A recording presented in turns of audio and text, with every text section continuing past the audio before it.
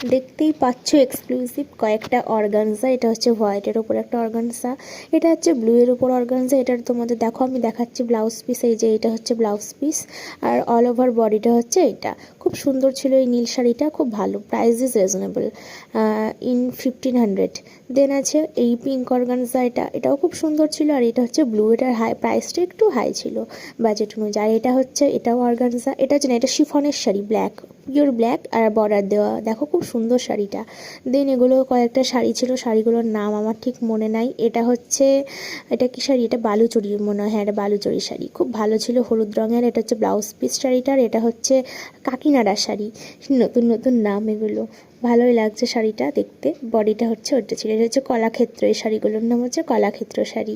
এগুলো হচ্ছে আমাদের সব করিমপুরের কালেকশান। আর এই শাড়িটার নাম হচ্ছে হ্যান্ডলুম, মানে মহেশ্বরী সিল্ক, সরি, এটা আমি নিয়েছিলাম, রিটার্ন করে দেবো যদিও। এটা কেমন লাগলো জানিও।